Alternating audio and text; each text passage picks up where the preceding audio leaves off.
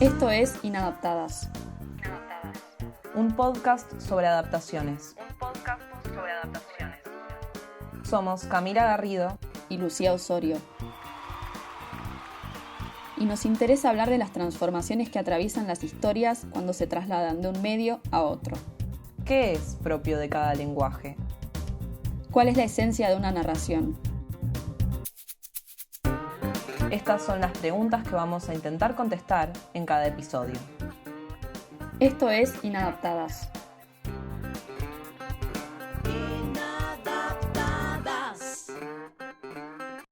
Hoy nos volvemos a juntar para volver a hablar del tema este de las adaptaciones, que es algo que nos gusta mucho, ¿no? Sí, totalmente. Y sobre todo ahora que todavía estamos en cuarentena. Bueno, hay que ver cuando se escuche este episodio en qué situación estamos, pero lo más probable es que sí, ¿no? Es que no importa en qué momento se escuche este audio, es como los memes esos, como que siempre, no importa en qué momento del año hayas escuchado este podcast, siempre faltan 2 semanas para que se termine la cuarentena.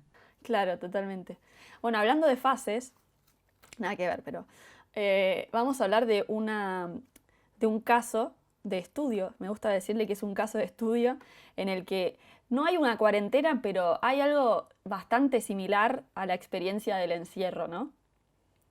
Vamos a hablar de El cuento de la criada, cuya autora en el libro es Margaret Atwood, la autora canadiense. Se trata de una novela que se publicó en 1985 y que recientemente ha sido adaptada a la televisión con la serie que salió al aire en 2017. Cabe aclarar que hubo otra adaptación a largometraje en 1990, una película que pasó sin pena ni gloria. De hecho, creo que la mayor parte de la gente que se enganchó con la serie no sabe de la existencia de esta película. Puede haber muchas teorías de por qué una tuvo éxito y la otra no. Sí hay algo que es cierto, y es que ya el boom de la novela actual tiene que ver con el auge de la ola feminista de los últimos años, y también que coincide con el boom de la cultura de la serie, ¿no? Que se instauró también en los últimos años. Entonces es como que coincidieron dos tendencias que hicieron que la serie explote por los aires, y creo que la vio una gran cantidad de la población que mira series, vio esta serie. También es interesante porque al pegar con todo lo que es la ola del feminismo, se tomaron varias cosas de la serie para hacer marchas en la realidad, como que muchos reclamos, por ejemplo, mismo en Argentina, con la temática del aborto y otras temáticas, grupos de personas se visten como los personajes de la serie y toman eso como símbolo para hacer un reclamo en la actualidad en nuestro país. Y de hecho eso también creo que genera un impacto como visual muy importante, el hecho de identificar algo que pertenece al mundo de la ficción con la realidad, ¿no? Como si estuviera narrándose algo ahí que en realidad no es tan lejano. Incluso cuando la novela se trata de una distopía, en la cual podemos pensar que se trata de algo que va a pasar dentro de muchos años, o algo que incluso puede no llegar a pasar nunca, como un imposible, pero la ciencia ficción tiene algo de eso, de narrar el presente de otra forma, pero que es muy actual y muy vigente el problema que narra. Yo personalmente soy muy fanática de todo lo que es ciencia ficción, creo que es uno de mis géneros favoritos, y lo que me gusta y lo que me interesa más es eso, como la posibilidad de tomar un mundo o un tiempo totalmente diferentes al nuestro, pero para tomar temáticas y problemáticas que están presentes en la sociedad actual y llevarlas al extremo, y a partir de eso hablar sobre nuestra actualidad y sobre lo que nos pasa. Y ahora sí, termina el horario de protección al espectador. La casa no se hace responsable por los spoilers que siguen a continuación. Ingrese bajo su propio riesgo. Antes de meternos con la sinopsis, quiero hacer un pequeño comentario, que es que nos vamos a centrar en la primera temporada de la serie, ya que es la que cubre más o menos el rango narrativo del libro. Es decir, el libro termina con la misma escena con la que termina la primera temporada de The Handmaid's Tale, del cuento de la criada. Por eso nos vamos a centrar solamente en esa primera temporada y no nos vamos a extender mucho en el resto de las otras temporadas. Entonces, por eso vamos a trabajar específicamente con esos, creo que son 10 episodios de la temporada 1 que salió en 2017. El argumento de esta novela se basa en un futuro no muy lejano, en un sector de Estados Unidos que en el libro se llama la República de Gilead. En el territorio de Estados Unidos, que ha sufrido un golpe de Estado a partir de una secta religiosa, donde las mujeres son desplazadas y pasan a ser meramente propiedad de los hombres. De alguna forma no pueden tener propiedad, no pueden tener libertad en muchos aspectos. En este mundo, a partir de todo lo que es la contaminación y otros tipos de aspectos del mundo moderno, tuvo efectos en lo que es el medio ambiente y también en lo que es los cuerpos de los humanos. Todo lo que es el proceso de gestación se dificultó, entonces se suelen perder embarazos o los bebés suelen nacer muertos y se ha reducido en gran cantidad el número de natalidad de la humanidad de este futuro, por lo que se captura a todas las mujeres que son fértiles y se las obliga a funcionar para la reproducción humana. Pero lo más importante, me parece que sí hay que destacar del libro,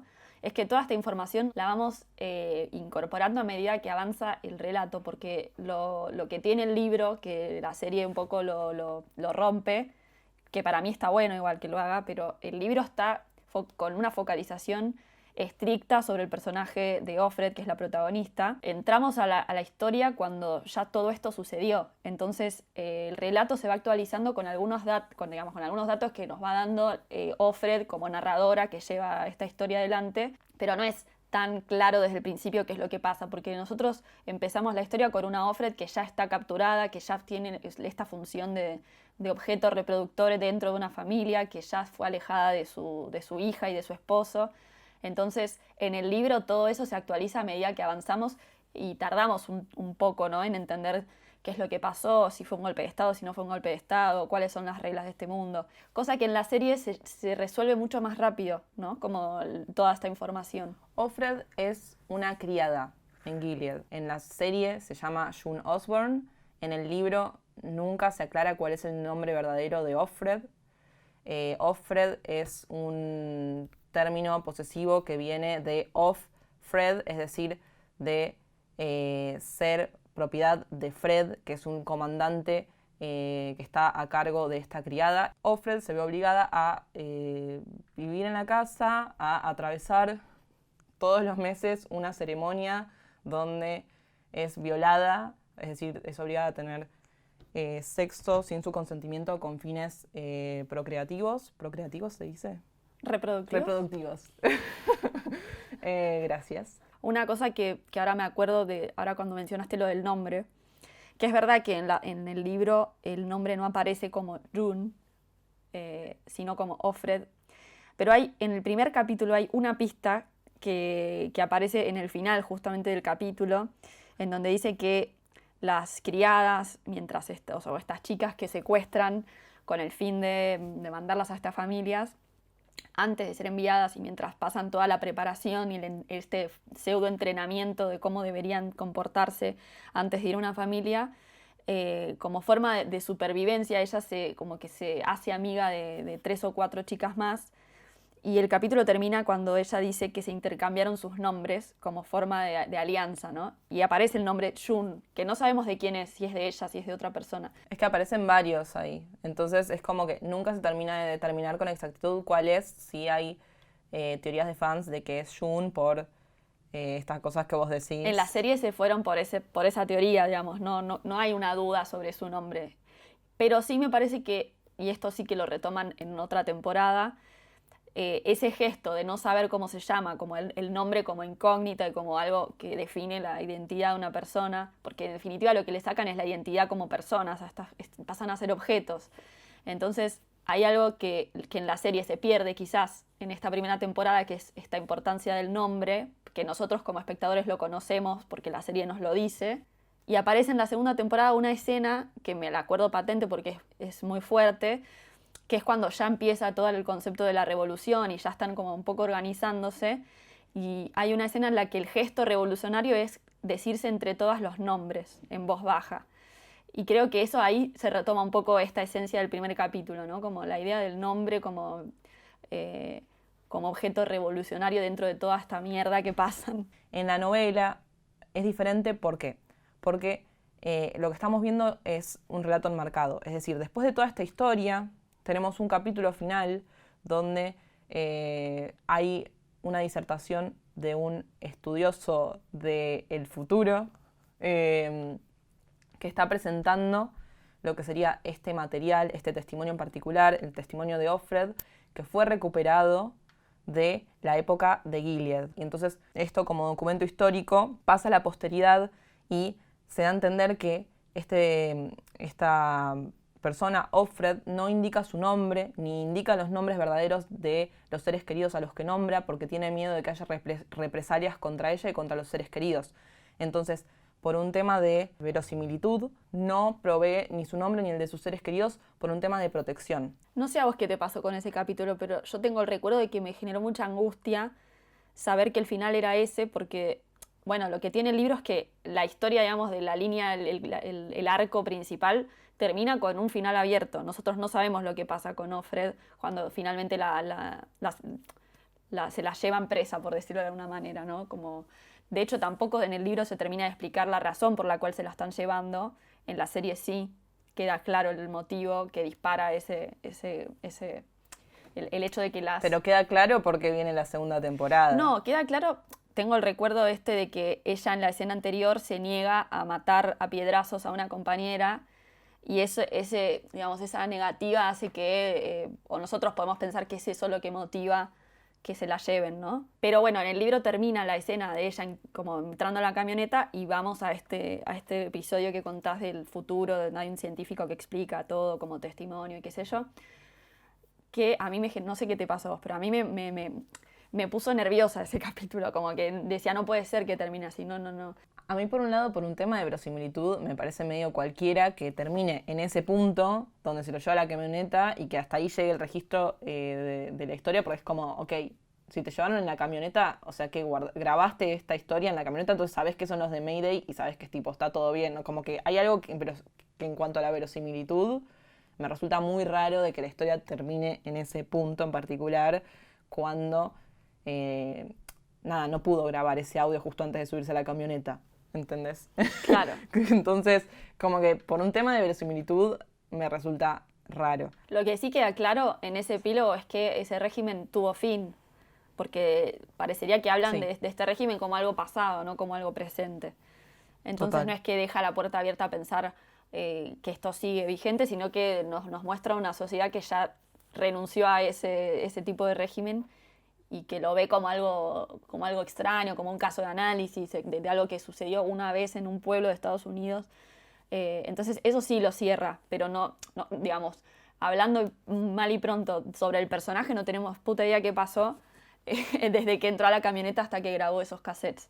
En ese punto de la pérdida de libertades me hizo acordar mucho a la historia que narra Persepolis, que ahora no me acuerdo el nombre de la autora. Marjane Satrapi. Eso, es una novela gráfica que también fue adaptada al cine. Narra cómo vivió esta persona, que es Marjane Satrapi, el cambio de régimen en su país, que si no recuerdo mal es Irán. Sí, la revolución islámica en Irán. Hay algo también que a mí me recuerda mucho al diario de Ana Frank, como es un encierro producto de un régimen establecido que impide la libertad de cierto grupo. Como que historias de este tipo hay un montón, pero Margaret Atwood lo inserta en el género de la ciencia ficción, entonces es como que tiene ese diferencial, ¿no? Como que intenta despegarse de la realidad, pero sigue narrando algo que está presente y que pasó miles de veces. Es eso, es una historia que se repite, siempre la narran los ganadores, hay miles de historias que se han perdido y un poco de eso, como que ese último capítulo me dejó pensando en todas estas cuestiones.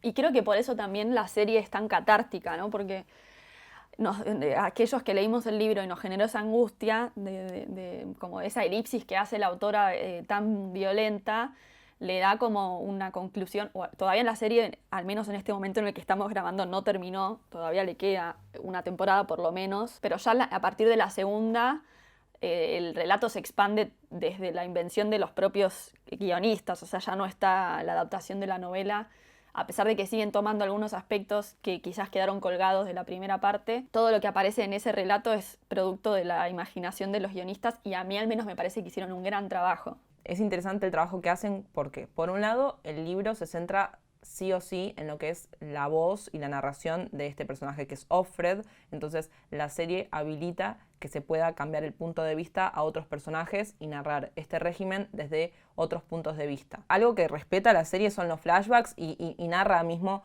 cómo se fue perdiendo las libertades porque narra las diferentes protestas que hubo, que todo eso que cuenta la serie de que les cancelan las tarjetas y las echan del trabajo, todo eso que narra la serie también lo narra el libro. Los flashbacks son un recurso que se respeta en la adaptación, pero en el libro siempre está narrado en primera persona desde lo que vive Offred. Son flashbacks que están un poco más ampliados porque la focalización no es tan estricta. Sí, total. Como está tan cerrado a la percepción de ella y al estado de ánimo de ella, los flashbacks aparecen a medida que su sentimiento va cambiando, ¿no? Porque son como producto de sus recuerdos. En la serie aparecen como estrategias del narrador para darnos información. Total, y de hecho, en la serie, la voz en off de Offred digamos, cumple ahí una función como para dar cierto tono y personalidad al personaje, pero podrían prácticamente no estar y nosotros vamos a entender de todas maneras ese mundo sin la voz en off de Offred. Lo vamos a entender, pero hay cosas que se perderían si no está, porque hay como todo un tono cómico y de contraste. Es el tono lo que sarcástico. aporta. Exacto. No es información, sino tono. Total. Lo que aporta la voz en off acá, que en el libro sí es información. La voz en off, podríamos decirle, aunque es la primera persona, pero en la serie está más como vos decís, para dar un tono, para revelar más el estado interno del personaje que para dar información sobre ese mundo. Para mí el punto de vista más interesante que aporta la serie es el de Serena, el de la esposa de su comandante, porque me parece que es un personaje que ahí está muy bien aprovechado, ¿no? Como el rol de otra mujer poderosa, una mujer que tiene poder, que tiene inteligencia, digamos, que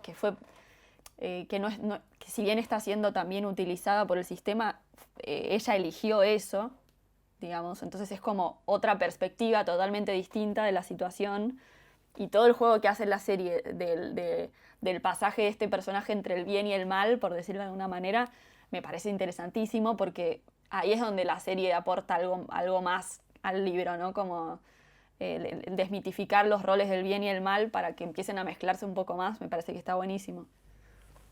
Y algo que también cambia con respecto al libro, que también puede que esté atravesado por lo que es el movimiento feminista actual, es que en el libro el personaje de Offred es un personaje más sumiso, mientras que en la serie ella es mucho más combativa, se aferra a su identidad. Sí, de hecho, en la primera temporada intentan todavía mantener como esta actitud más sumisa de ella, porque también la ponen en comparación con la amiga y la madre, que eran mucho más combativas que ella, pero ya a partir de la segunda ella toma como un rol de liderazgo entre las criadas que no está en el libro, y que para mí fue totalmente liberador sentir que tomaba acción finalmente ese personaje que es totalmente pasivo en el libro. Obviamente no tenía muchas opciones el personaje para actuar, pero en la serie encontró esos pasajecitos que le permitía el argumento para poder hacer algo. O sea, cuando el personaje es tan pasivo genera mucha impotencia y me parece que la serie logró como generar un personaje mucho más fuerte. Mira, me acuerdo patente que había un plano que era el momento que creo que es en la segunda ya, cuando se explotan un edificio lleno de comandantes y que pocos planos después aparecía Offred con una lapicera que estaba por firmar, arreglar un contrato del comandante y qué sé yo, con Serena, y hace el gesto con la mano de la lapicera, ¿viste? Cuando haces el clic para que salga la lapicera, digamos. A ver, espera, voy a ver si lo puedo reproducir. Que tengo una acá. Efectos de sonido. Efectos de sonido. De una. Ese sonido. Y cómo lo filman es homologable a cómo se filma el dispositivo de la bomba. También es un clic. Me acuerdo que ese plano en el que Offred activa la lapicera fue como, bueno, finalmente vamos a ver a una Offred combativa, ¿no? Y tomando acción y tomando partido, liderando algo que no... Aparte es como un liderazgo medio oculto porque no se pueden organizar demasiado, entonces es como más atrapante incluso eso, ver cómo pueden organizarse con estas circunstancias. Me parece muy interesante que menciones específicamente ese plano y esa acción, que es la de activar una lapicera, porque básicamente en esta historia, en ambos casos, en el libro y en la serie, algo que pasa es que los hombres pasan a monopolizar el lenguaje. Es decir, parte de lo que de la potestad que pierden las mujeres es sobre todo lo que es el terreno simbólico. Ya no pueden leer, ya no pueden escribir, ya no pueden generar su propio discurso, se ven reducidas a meras máquinas de reproducir, reproducción del discurso de los hombres y reproducción de la vida. Y me parece muy interesante que señale justo específicamente el acto de activar la lapicera y activar su propio discurso y su propia palabra. Sí, de hecho creo que en el libro, si mal no recuerdo, el momento como que en el que ella encuentra como algún tipo de consuelo en su encierro es cuando encuentra esa frase escrita en latín adentro del placard, como si la aparición de esa frase le diera un aire nuevo a su situación de encierro, como de repente hay una puerta que se le abre y es eso, la aparición de la palabra y del lenguaje como posibilidad simbólica para existir, porque es algo que se les viene anulando todo el tiempo. My name is Offred. I had another name, but it's forbidden now. So many things are forbidden now. A mí, ¿sabes qué me pasó? Que a mí el libro me aburrió mucho. Tardé mucho en engancharme. Sí, a mí me pasó Tardé lo mismo. mucho en entender cómo era ese mundo. Porque al estar anclado en el punto de vista de un personaje en el que no ve tanta acción, que está tan... Es que es muy pasivo ese personaje. Quizás si hubiera estado anclado en el personaje de la amiga de Offglen, ¿cómo se llama? Offglen. Si hubiera estado en el de Offglen, que es mucho más activa, que está ahí como metida en una, hubiera sido más emocionante el libro. Por eso la serie para mí gana muchos puntos ahí, porque al aparecer otros puntos de vista le dan un poco más de aire al relato. Que en el libro yo también tuve la misma sensación, que era muy claustrofóbico. Sobre todo porque nada, es entrar como en el estado mental de una persona encerrada, o sea, me parece como idea interesante. Después cómo lo ejecutó es otra cosa. Pero me parece que en la serie es súper interesante porque vos decís, si vas a sacar el punto de vista de ella, ¿cómo vas a narrar eso que atraviesa la protagonista sin esa focalización tan estricta? Y me parece que la serie ahí agarra, más allá de los flashbacks, que son más informativos, utiliza algunos recursos que son quizás flashbacks más banales, que quizás no, de hecho en el libro no están tal cual están en la serie, que son estos mini flashbacks más de recuerdos como... De sensaciones, claro, de imágenes. Como si fueran imágenes mentales de la protagonista que narran un tono, un sentimiento. Por ejemplo, exactamente en el primer capítulo hay uno muy claro que es que cuando ella ve como una fila de chicas, de niñas, pasar por la calle, como que se queda mirándolas y hay un mini flashback de ella con la hija y el marido en la playa. No hay mucha información más que un estado mental como de recuerdo y digamos, ella extrañando esa situación.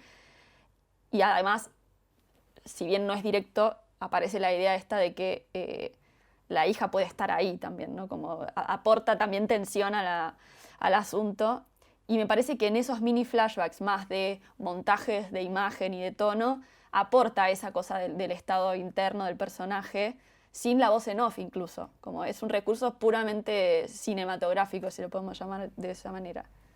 Ese tratamiento que decís de lo que son los recuerdos y imágenes que se utilizan en el montaje, me parece que es algo que se está usando bastante en la actualidad y muy bien en varias series, y que me parece súper interesante pensar cómo retomar estos recuerdos o estas sensaciones que por ahí el personaje tiene en su cabeza, y que en esta serie se realiza muy bien, y que también en otras series como The Sinner o Big Little Lies también se hace un uso muy interesante de todo lo que es esta imagen-recuerdo y que irrumpe en el montaje de esta realidad. Por ahí transmite, pero en sí no es para dar información. Y aparte le da aire como a la situación, porque eso es lo que tiene el libro.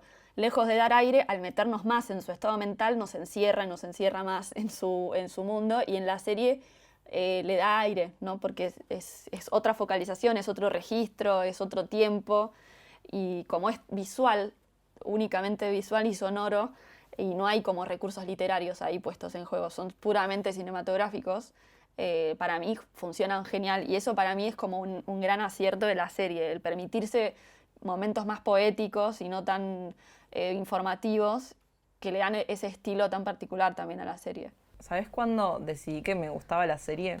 ¿Cuándo? Estaba mirando el segundo capítulo, y en el segundo capítulo, cuando se muestra lo que es la ceremonia, ella está por un lado sonando la voz en off y por el otro están unas subjetivas de diferentes techos girando en circular, como que hay unos movimientos de cámara que están grabando el techo. Y es como, es el punto de vista que ella tiene cada vez que atraviesa la ceremonia. En sí no me está informando nada, pero me está contando de una forma súper clara y súper cinematográfica a qué se ve reducida la experiencia de estas mujeres en este régimen. Y mismo esos sombreros blancos que tienen, que les recortan, o sea, son como dos alas blancas que se extienden alrededor de la cara y que en sí recortan mucho lo que es todo el rango visual al que pueden ver estas mujeres. No pueden ser observadas y no pueden ver, su visión se ve reducida con estos sombreros horribles que les hacen usar, y tienen un recorte de este mundo muy acotado por la posición a la que se ven reducidas. Y me parece que la serie hace un uso muy interesante de ese punto de vista, y cuando vi esos planos del techo en subjetiva dije, ya está, me gustó, me gusta esta serie. Y también para mí se repite algo del gesto que veíamos en el capítulo anterior, en Mujercitas, que es la elección de un elenco, sobre todo el protagónico, que está muy asociado a personajes femeninos fuertes, ¿no? Porque si Elizabeth Moss venía, digamos, se hizo muy famosa protagonizando, no, pero coprotagonizando la serie de Mad Men, en donde su personaje era un personaje femenino muy empoderado, de los pocos personajes femeninos que en esa serie tienen voz y voto. Entonces me parece que también la elección de la actriz en ese rol no es de casualidad, digamos, ¿no? Como en Mujercitas veíamos que la elección de Winona Ryder, Saoirse Ronan, en este caso me parece que también cumple una función ahí la actriz, en donde su nombre ya está asociado a ciertas temáticas que le aportan como al personaje más credibilidad o más empatía con ese tema, ¿no? Digamos, acá somos team serie, ¿eh? Claro, si se reduce a una votación entre votás el libro o votás la serie, claramente estamos votando por la serie. Total, en este caso. sí, team serie a full. Team serie, o sea, está bueno leer la novela, pero me parece que en varios aspectos la novela quedó un poco atrás en el tiempo, es decir, es de 1985 y es un personaje muy pasivo. Y bueno, y por todo lo otro que fuimos diciendo, está bueno cómo se abre este mundo y esta realidad en la serie. Sí, además, bueno, esto que lo que decís vos de que quedó un poco en el tiempo, para mí también aparece esto muy evidente en el momento en el que la serie decide darle relevancia a otras mujeres de este mundo, que no, digamos que no solamente la víctima tiene voz, sino que también el victimario tiene voz, y que es una mujer también, aún desde su rol más pasivo, es una mujer la que la está oprimiendo.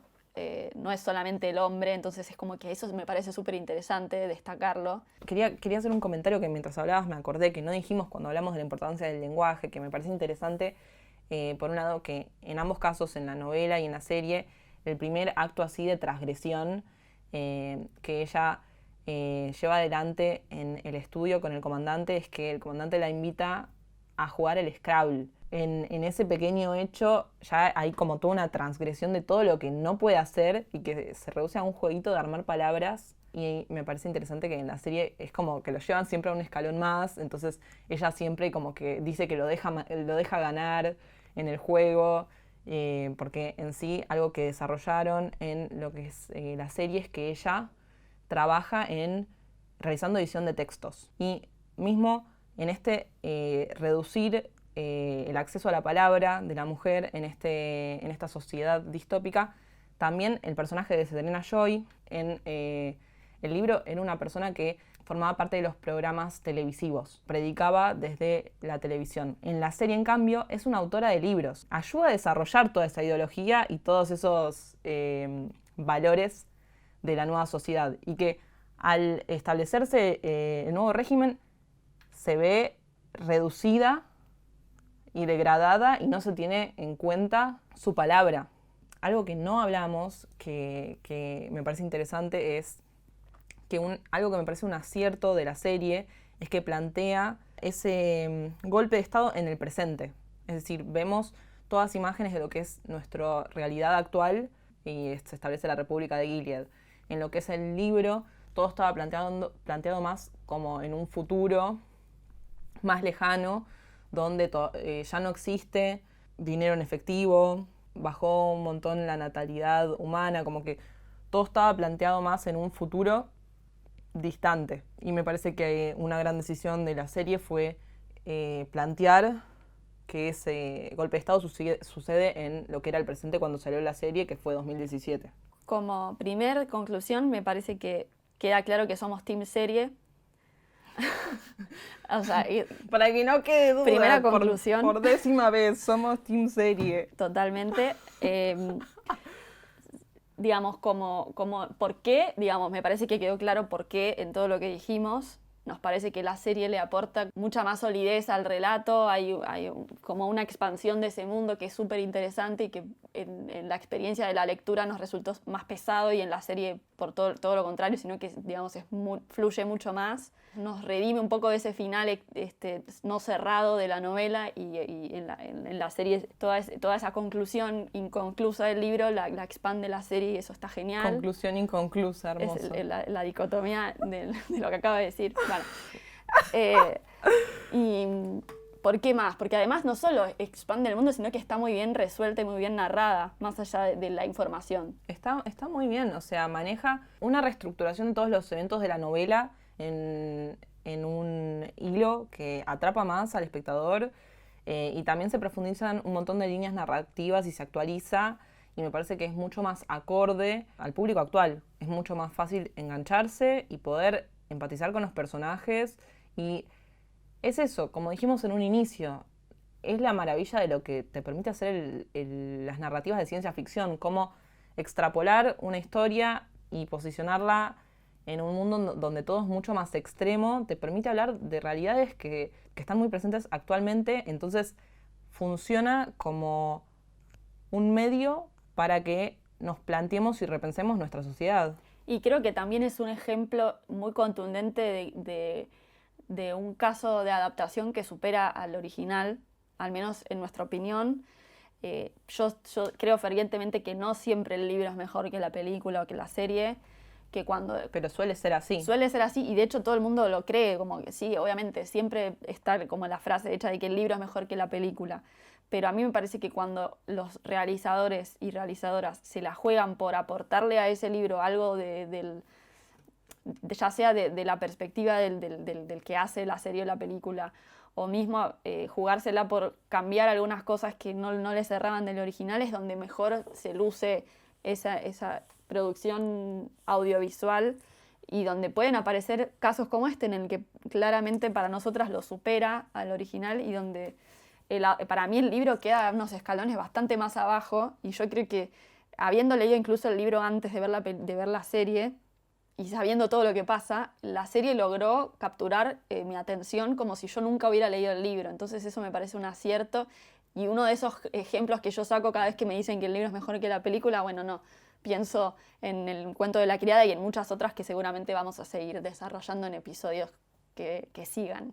Igualmente, no queremos desmerecer a Margaret Atwood y a toda esa narrativa que creó porque la serie no existiría. Total. Y no tendría la fuerza que tiene si no fuera por el libro. Totalmente. Y ese universo que creó la autora, con lo cual de ninguna forma vamos a decir que es un mal libro porque habilita este universo que nos permite hablar de un montón de cosas y que permitió que se creara esta serie. Total. Pero bueno, la serie le da un toque de horno que hace que quede más rico. Me gusta eso. Margaret Atwood preparó la masa y la serie hizo la torta podría decirse así.